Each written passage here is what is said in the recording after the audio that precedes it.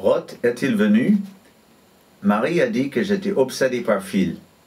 Tu adores ce mec de Newark. This Newark guy.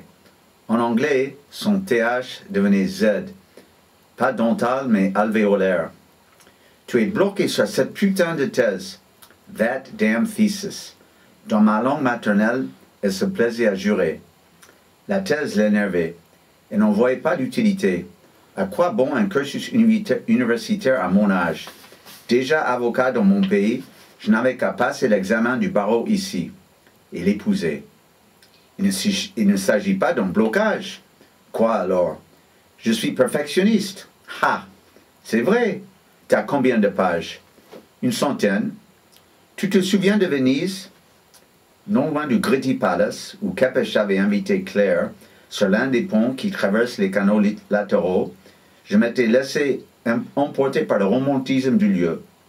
En évoquant la grossesse de Claire, fruit du même voyage, j'avais mis la main sur son ventre. Avait-elle compris ce signe? C'était lâche de m'être appuyé comme ça sur Roth, fût-ce indirectement. Lui qui habitait loin et qui ne connaissait pas ma Marie.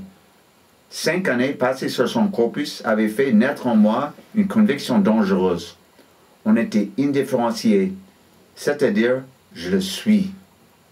Me levant du tapis, je me suis approché de l'évier et j'ai enserré sa petite taille dans mes bras. Tu me gardes à distance. Ses poignets nacrés, immergés dans l'eau calcaire, brillaient comme de pâles poissons. Ma mère nous a invités, encore, pour ce dimanche. L'invitation dominicale avait été réitérée plusieurs fois depuis son installation chez moi. Ses parents ignoraient que Marie habitait rue Saint-Paul, mais elle avait commencé à dire que nous étions en couple. Ce week-end, je travaille. Sur Philippe Roth, voilà. Il ne te laisse pas en paix. J'ai besoin de lui. Le sait-il que tu écris une thèse? Il y en a tellement, Marie. Pour Philippe Roth, je ne suis qu'une goutte d'eau. Il a tort. Ta goutte, je la bois. Puis elle réfléchit. Des petites rides se forment sur son front. Mes parents ont hâte de te rencontrer. They're dying to meet you. Dying? Vraiment? Son accent évoquait à la fois le tragique et le dérisoire. Maman se demande si tu existes. J'ai pris mon haine contre ses fesses. Elle a senti mon centre de gravité. Et là, j'existe?